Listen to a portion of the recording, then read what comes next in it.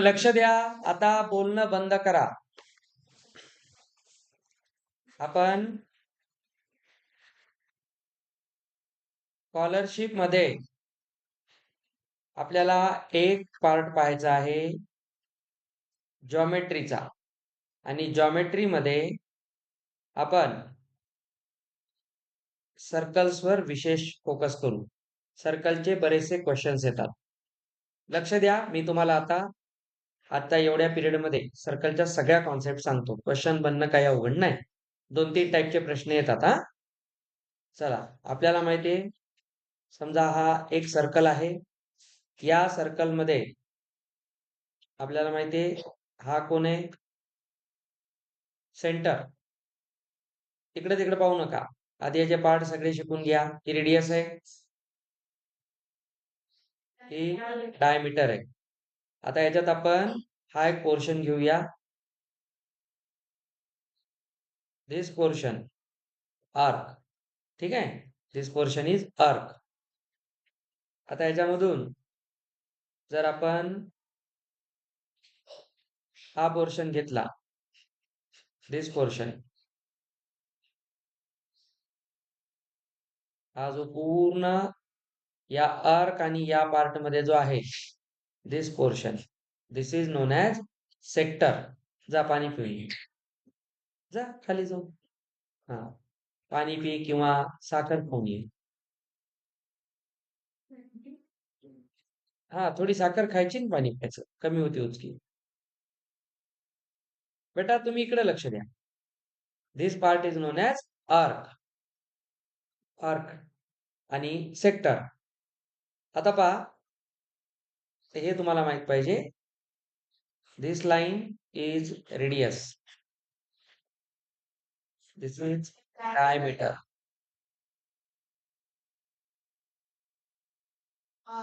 This is circular arc. This part sector. ठीक आहे. आणि याला आपण एक खरं तर सेक्टर एरिया म्हणू. सेक्टरचा एरिया. हे काही महत्वाचे पार्ट आहेत. आता सर्कल मध्ये आपल्याला 2-3 गोष्टी माहित पाहिजे. This is centre. We know this is a chord. वर इथे आपण एक कॉर्ड घेतली. This is chord. तुम्हाला माहिती आहे ही पण कॉर्ड आहे. आलं लक्षात? ही पण एक कॉर्ड आहे. आणि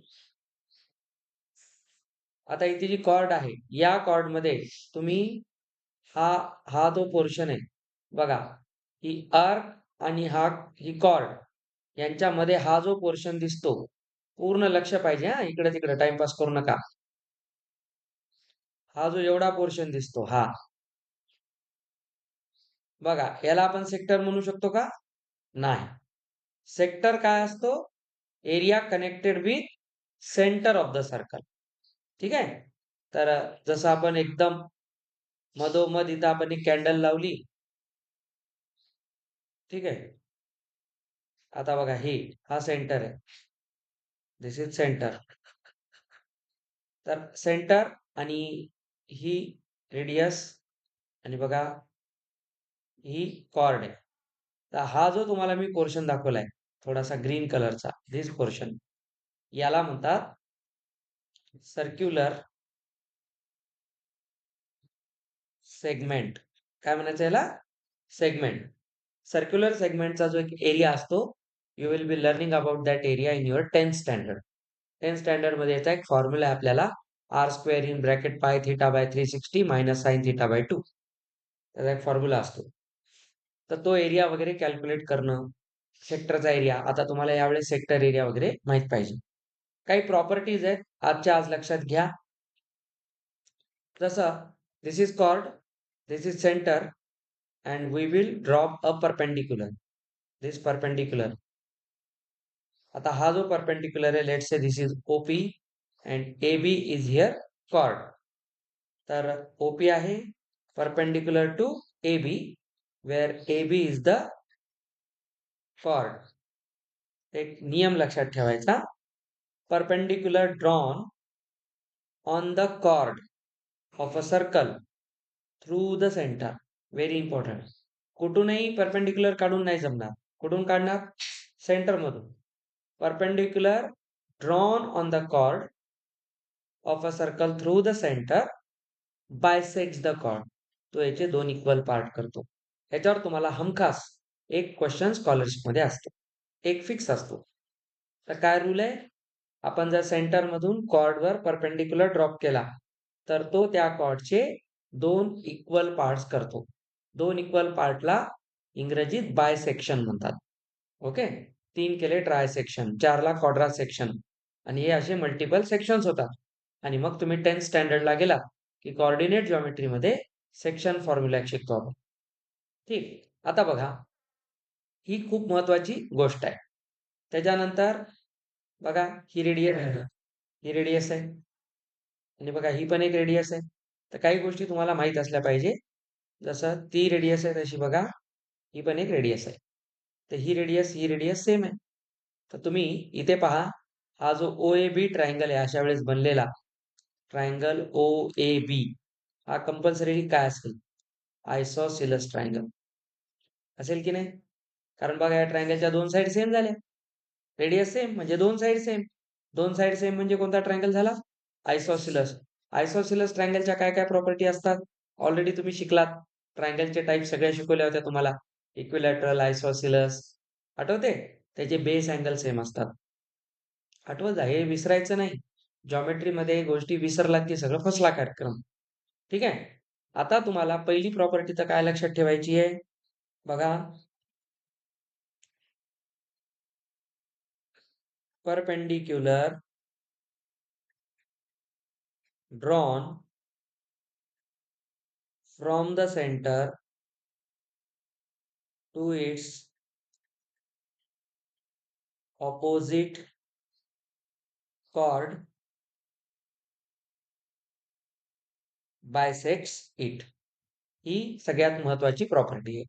आता तुम्हाला याच्यामध्ये प्रश्न कसे येतात थोडंसं बघा, लक्षात घ्या.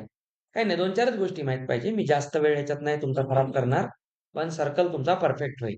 आता मी जेवढे शिकवायलोय 10th स्टँडर्ड पर्यंत परत आहे. 9thला 10thला फक्त आता पुढच्या वर्षी काय होते, 9th पासून याचे प्रूफ स्टार्ट होतात. प्रूव्ह दॅट म्हणजे आता इथून लॉजिक सुरू होते तुमचं. आता पहा बेटा, तुम्हाला असा एक प्रश्न येतो. समजा आपल्याकडे एक सर्कल आहे आणि तुम्हाला असं म्हणतात त्या सर्कलची एक कॉर्ड आहे. ठीक आहे. Let's say that chord is of 16 centimetre. कॉर्डची लेंथ देतात 16 सेंटीमीटर. आणि मग म्हणतात की समजा याची जी रेडियस आहे, ही रेडियस आहे, ही आपल्याला फाइंड आउट करायची. नीट बघा.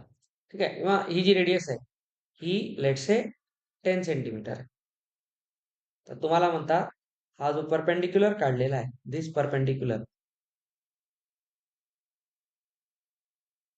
फाइंड आउट धिस लेंथ, असा क्वेश्चन येतो. आता याच्यामध्ये डायरेक्ट पायथागोरस लागेल का? That is the main thing. Pythagoras लागेल, नो डाऊट, बिलकुल लागेल. ठीक आहे. फक्त तुम्हाला एक थोडस डोकं लावायचं. कसं आहे नीट पहा. याला जर तुम्ही नीट इमॅजिन केलात, बघा, आता याला जर नीट पहा तर आपल्याला 2-3 गोष्टी दिसतात. परपेंडिक्युलर या कॉर्डला काय करेल? बायसेक्ट करेल. याची टोटल लेंथ किती होती? 16. तर पहा बरं, हे दोन पार्ट होतील 8 चे. आता इथे परपेंडिक्युलर झाला.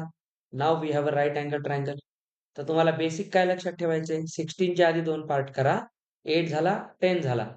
This part can be found using Pythagoras. ठीक आहे. तर आपल्याला पायथागोरियन ट्रिपलेट माहिती आहे, 6, 8, 10. तर तुम्हाला डायरेक्ट माहित असेल तर दिस लेंथ इज 6. जर माहित नसेल तर आपल्याला माहिती आहे hypotenuse square is equal to base square plus height square. तर हे झालं 100, हा झाला 64 आणि मग तुम्ही एक्स स्क्वेअरला काय लिहाल? 100 minus 64, that is 36, and 36 square of 6. So this length is 6. असा एक क्वेश्चन येतो. समजलं? ह्याच्यात तुम्हाला उलट पलट फिरून विचारतात. कधी हाईट देतात, रेडियस देतात आणि कॉर्डची लेंथ सांगा म्हणतात. आता क्वेश्चन कसा होईल? कॉर्डची लेंथ सांगा म्हणल्यावर हाच क्वेश्चन उलटा करून काय करतील, कॉर्डची लेंथ सांगा म्हणल्यावर तर तुम्ही पायथागोरसने फक्त काय काढाल 8. मग तुम्हाला डबल हे करावं लागेल ना त्याचं. तर इथं जे आन्सर येईल ना त्याचं डबल करायचं असतं. कारण कॉर्डची लेंथ विचारली. 8 तर इथपर्यंतच आहे ना. पूर्ण 16 काढायचं तर तुम्हाला इथून इथपर्यंत जावं लागेल. एवढं जावं लागेल. त्याला नेहमी डबल करायला विसरायचं नाही. ही सगळ्यात पहिली आणि इम्पॉर्टंट गोष्ट आहे सर्कलमध्ये, जिथून तुमचे क्वेश्चन्स बनतात. त्याला आपण म्हणतो कॉर्ड प्रॉपर्टी.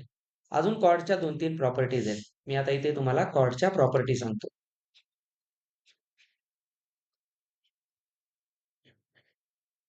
हे आता का नाही तुम्हाला मग पुढच्या वर्षी कळते, अरे बरं झालं सरचं ऐकलं म्हणून. फायदा इथंच आहे.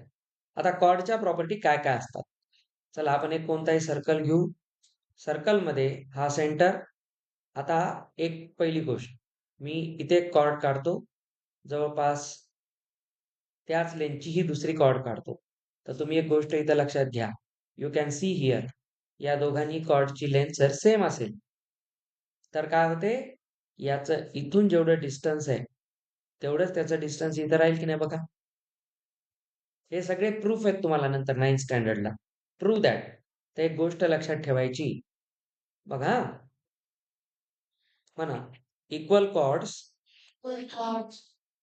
इक्वल आहेत की नाही त्या दोन, are equidistant. Equidistant means same डिस्टन्सवर from the centre of circle.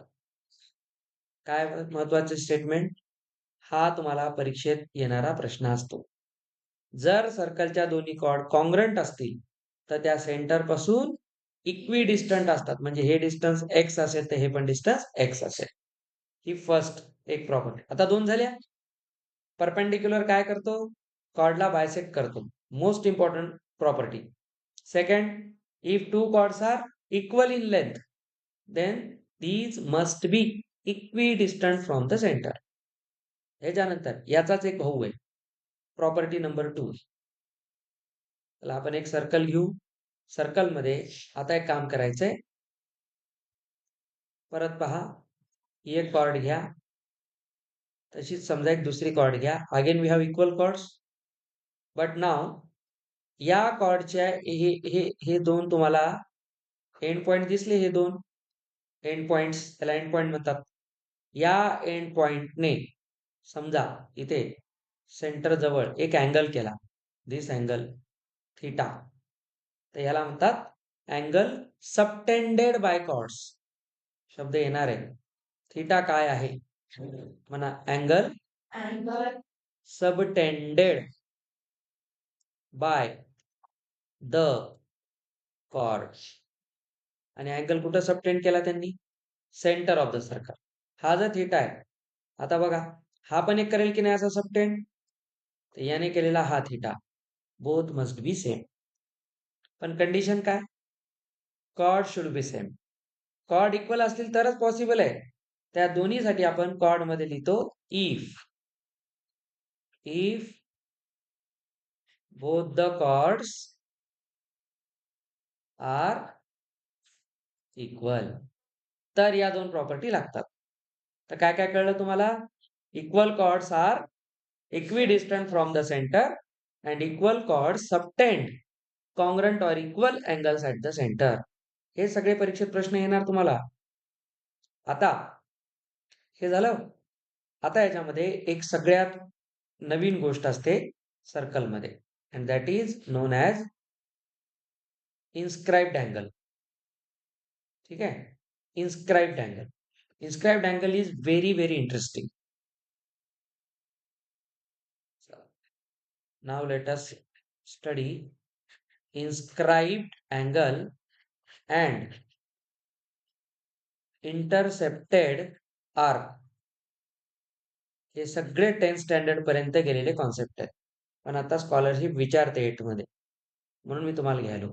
तुमच्या सिलेबस मध्ये एवढं काही नाहीये. ठीक आहे, सर्कल नाहीच आहे तुम्हाला तसं पाहिलं तर. आता तुम्ही पहा, कारण सर्कल 9th स्टँडर्डला आहे, डीप मध्ये आहे. Inscribed angle and intercepted arc या दोन कॉन्सेप्ट आहेत. काय असतो इन्स्क्राइब्ड अँगल हे पहा. आपण एक सर्कल घेऊ. या सर्कलला तुम्हाला मी म्हटलं तसं ही एक कॉर्ड घेऊ. सेंटर इथं कुठेतरी असेल. आता मी जे सांगतोय, आता सगळी स्टोरी अँगल्सची आहे. आता मागच्या स्लाइडवर आपण लेंथ बद्दल बोललोय. आता सगळी स्टोरी अँगल्सची आहे. आपण एक खास पॉइंट घेऊया on the circumference of the circle. Circumference वर आहे. अँड नाव एक अँगल आपण आता म्हणल्याप्रमाणे सबटेंड केला. कुठे सबटेंड केला बघा? सेंटरला केला. Let's say this angle is theta. It may be any angle, 30 degree, 60 degree, 90 or so on. Theta. Now let us see the same endpoints of the chord are now joined to this point. Again, you can see here an angle is formed. But this angle is not equal to this theta. आता बघा, हा जो angle आहे, हा angle. Let's say मी याचं नाव दिलं. इथे जो कोणता अँगल आहे, 1. त्याला मी म्हणतो 1 is known as inscribed angle. हा इन्स्क्राइब्ड अँगल आहे. इन्स्क्राइब्ड अँगल कसा ओळखायचा? मी जर एक सर्कल घेतला, नीट बघा, कॉर्ड घेतली आणि जर मी एक असा अँगल काढला, कॉर्ड घेतली, एक अँगल असा काढला, परत कॉर्ड घेतली आणि एक अँगल असा काढला. So this angle is inscribed. This is not, this is not. तर नेहमी याचा जो वर्टेक्स असतो अँगलचा, तो कुठं असला पाहिजे? सर्कलवर. ना सर्कल से कम ना ज्यादा, ना कम ना ज्यादा. सर्कलच्या बाहेरही नको, आतही नको. करेक्ट सर्कलवर असेल तर त्या अँगलला काय म्हणायचं? Inscribed angle. हे सगळे थेरम्स आहेत पुढे तुम्हाला. आता याच्यात एक खास प्रॉपर्टी आहे जी तुम्हाला आता एक्झाम मध्ये विचारतात. आपण जो इन्स्क्राइब्ड अँगल इथं ड्रॉ केलेला आहे, दिस अँगल, तर लक्षात ठेवायचं मेजर ऑफ, मी आता या वाटल्यास याला नाव देतो सेंटर ओ, इथे ए बी आणि याला पी देतो. तर बघा, measure of angle A P B, this angle, ठीक आहे, is always half to the angle A O B. A O B कोण आहे? सेंटर जवळचा अँगल आहे, पहा, है की नाही? This is known as central angle. Angle made at the center of the circle is known as central angle, and this is inscribed angle. Inscribed angle is always half of the central angle. पक्क लक्षात ठेवा. आता 10th स्टँडर्डला पण board एक्झामला questions आहेत. म्हणजे मी जर म्हणलं इथला अँगल 60 डिग्री आहे, तर हा किती असेल? 30. हा नेहमी हाफ करायचा. हाफ, हाफ बेटा, हाफ. खालचा 60 तर वरचा 30. हा 90 तर हा 45. हा 100 तर हा चला, वरचा 40 तर खालचा, मला वाटलं कुठं आता 20 म्हणता की. याचा अर्थ वरचा 40 तर खालचा डबल होईल ना. वरचा हाफ असतो म्हणजे खालचा डबल असतो. तर लक्षात ठेवायचं एक स्टेटमेंट बघा, आपण म्हणू शकतो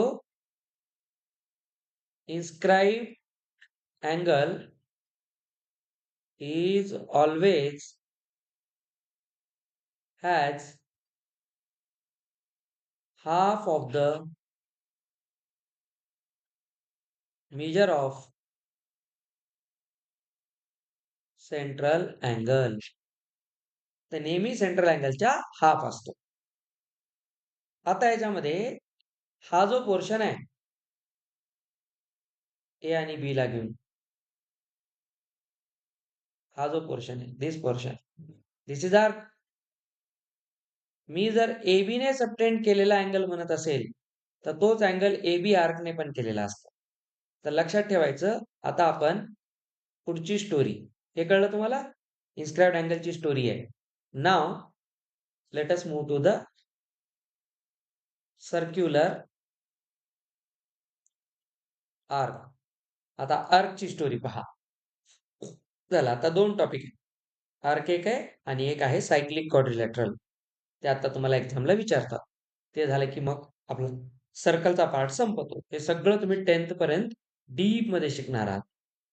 मी एवढं जे लिहिलंय ना, ते सगळे एक एक चॅप्टर आहेत ऍक्च्युली.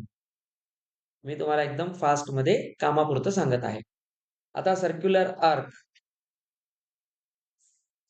ऑलरेडी मी तुम्हाला सांगितलं, दिस पार्ट इज आर्क. हा एवढा आर्क आहे. आता समजा हा सेंटर आहे ओ आणि इथे मी घेतो पॉइंट्स काही ए बी. इथे एक पॉइंट घेतो एक्स, इथे एक पॉइंट घेतो वाय आणि हा जो दुसरा आर्क आहे तो असा काढतो. हा, त्याच्यामध्ये आपण पाहू शकतो आर्क ए एक्स बी दिसला. तुम्ही जर पहा तर याला जर आपण जोडलं तर कॉर्ड ए बी झाली. You can see centre X बीच्या साईडला आहे का ए वाय बीच्या साईडला आहे. सेंटर कुठे आहे ते पाहायचं. एक एक गोष्ट लक्ष देऊन ऐकला तर इथंच अभ्यास होतो. वेगळं काय करायची गरज नाही. Centre lies in the region of A Y B, not in the region of X B. So this portion A X B हा जो पोर्शन आहे तर arc X B is known as, ऐका बेटा, याला म्हणतात मायनर आर्क. काय म्हणायचं? Minor arc. ज्याच्याकडे सेंटर नाही तो छोटा आर्क आहे ना, त्याला म्हणायचं मायनर आर्क. आणि दुसरा आर्क कोण आहे? Arc A Y B is known as major arc. आता आपल्याला आर्कचं मेजर काढायचं आहे. या आर्कचं मेजर जर विचारलं तर त्याने सेंटरला केलेला अँगल पाहायचा फक्त. आता समजा हा θ1 आहे आणि हा उरलेला θ2 आहे. तुम्ही बघा उरलेला θ2 कोण आहे? रिफ्लेक्स अँगल आहे. रिफ्लेक्स अँगल माहिती की नाही? Greater than 180 less than 360. That is reflex angle. आता एक गोष्ट लक्षात ठेवायची, मेजर ऑफ आर्क, बेटा सही, measure of arc is always equal to, हे विसरू नका, मेजर ऑफ, हेच पांचट काहीतरी तुम्ही नीट समजून घेत नाही आणि मग उगं कुठे पैसे घालता. लक्ष देऊन शिका. Measure of arc is always equal to measure of its corresponding. या सगळ्या शब्दांचं मिनिंग आहे करस्पॉन्डिंग सेंट्रल अँगल. तुम्हाला जर आर्कचं मेजर विचारलं तर तो आर्क सेंटर जवळ कुठे जातो पाहायचं. सेंटर जवळ त्याने जो अँगल केला त्याचं मेजर त्या आर्कच्या मेजरला इक्वल असतं. मी जर असं म्हटलं आर्क ए एक्स बी दिसला, ए एक्स बी ने केलेला अँगल कोणता आहे बघा सेंटर सोबत? θ1. हा तेच θ1 आहे. तर आपण असं म्हणू शकतो मेजर ऑफ आर्क असं लिहिता त्याला कोणता? A X B is θ1. समजलं? आणि ए वाय बीचं काय राहील? Measure of arc A Y B θ2. त्याचा सेंट्रल अँगल इथे आहे ना, θ2 आहे. तर हा त्याचा अँगल असतो. आता बघा हा θ1 आणि θ2 जर मिक्स केलात तर एक सर्कल बनतोय की नाही पूर्ण? तो पूर्ण अँगल आणि पूर्ण सर्कलचं मेजर 360 असते. तर मायनर आर्क आणि मेजर आर्क दोघांना ऍड केलं तर काय बनायला पाहिजे? सर्कलचं पूर्ण मेजर. त्याचं पूर्ण फिरणं होईल ना 360 डिग्री. तर इथून लक्षात ठेवायचं अँगल बद्दल बोलायलो मी. सेंटर मध्ये फिरलेला अँगल. हा, measure of minor arc plus measure of major arc is always equal to 360. आता मजाक वाटायली. मी तुम्हाला जेव्हा जे ऍक्च्युअल प्रश्न दाखवेल ना मग म्हणता. हे सगळं माहित पाहिजे तुम्हाला. त्याला एक 360 कम्प्लीट अँगल म्हणतात. आता जर मी तुम्हाला एक प्रश्न विचारला, बघू हा किती जण उत्तर देतील बघूया.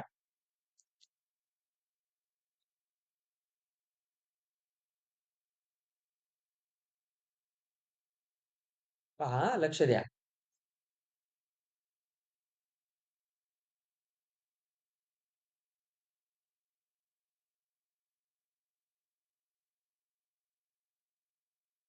इथे मी घेतो A X B B Y D D M A. आता मी तुम्हाला विचारतो find measure of arc A M D. हा, तुम्ही बघा AMD म्हणजे AMD चा करस्पॉन्डिंग सेंट्रल अँगल कोण आहे? एक्स. हा काढायचा आहे. तर बघा बरं, हे सगळे मिळून 360 व्हायला पाहिजे की नाही? या सगळ्याला जर मिक्स केलं तर तुम्हाला 360 इथून मायनस करायचंय. याची आणि याची सम 140 प्लस 60. तर 360 मायनस 200. So this become 1. असे प्रश्न येतात तुम्हाला. एवढं बेसिक असते. फक्त कॉन्सेप्ट माहित पाहिजे. ठीक आहे? कॉन्सेप्ट माहित असला की जमते सगळं. कळलं सगळ्यांना? सांगा इन्स्क्राइब्ड अँगल काय असतो सेंट्रल अँगलच्या? हाफ. हे पटपट आलं पाहिजे. इक्वल कॉर्ड सेंटर पासून इक्विडिस्टंट असतात. इक्वल कॉर्ड्सने सेंटरला सबटेंड केलेले अँगल इक्वल असतात. हे सगळं माहित पाहिजे. Sum of the measures of all arcs of a circle. आपण सगळ्यांची असते हा, कोणते दोन घेऊन नाही. नाही तर म्हणतात याची आणि याची सम 200 येईल, 360 थोडी येईल. एक मेजर आणि एक मायनर असेल तर 360 येते. हे आता हे मेजर मायनर म्हणता येईल का? याचे तर खूप सारे तुकडे केलेत आपण. समजलं? हा एक प्रकार आहे. दोन, एक मेजर आणि एक मायनर. ते केव्हा होईल? अशा टाइप मध्ये असेल तर वर बघ, हा मेजर आर, हा मायनर आर, पूर्ण सर्कल बनला पाहिजे तरच, नाहीतर नाही. आता आपला लास्ट कॉन्सेप्ट इथपर्यंत कळलं सगळ्यांना?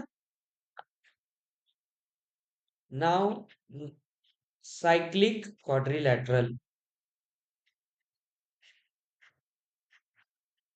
नावावरून कळते काहीतरी सायकल वगैरे आहे.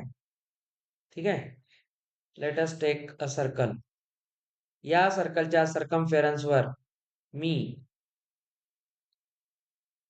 4 पॉइंट्स घेतो. कोणतेही, any 4 points line on the circle. त्यांना मी कनेक्ट करतो. As soon as we connect these points, we get a quadrilateral. A quadrilateral whose all 4 vertices lie on the circumference, that is called cyclic quadrilateral. नावावरूनच कळते. तर इथे जर आपण याला नाव दिलं PQRS, you can see here, बघा, quadrilateral PQRS is cyclic as its all vertices lie on the circles.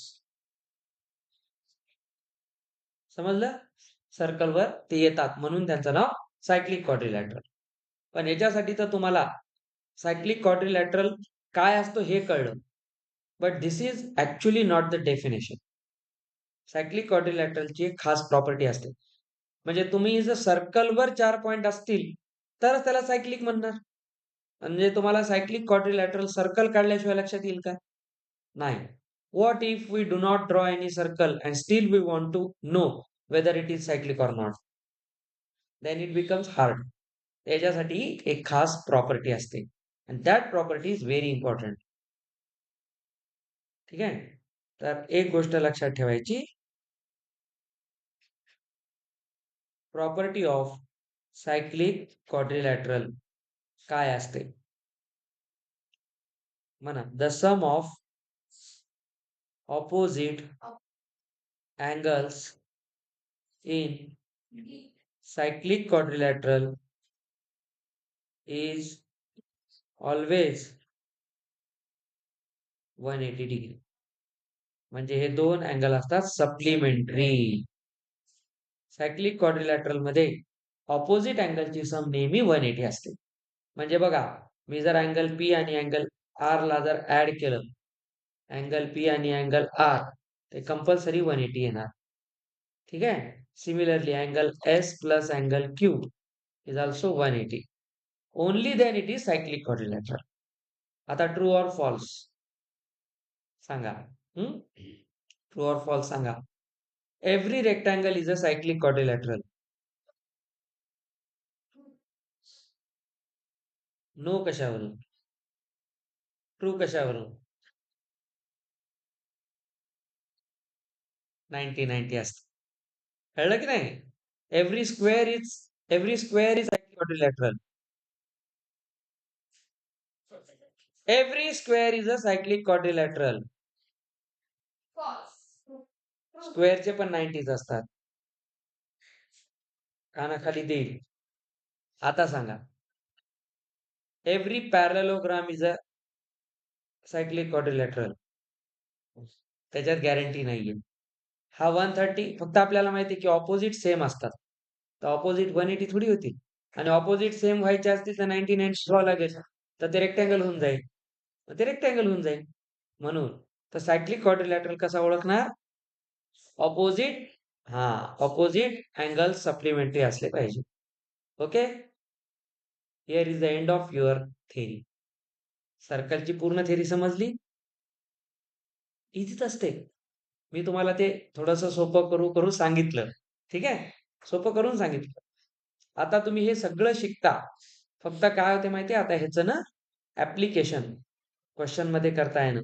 आणि पुढे 9-10 स्टँडर्डला ह्याच्या सगळ्यांचे थेरम्स आहेत. हे तुम्हाला प्रूव्ह करायचे. हो, हे काय रेकॉर्ड केलं मी पूर्ण.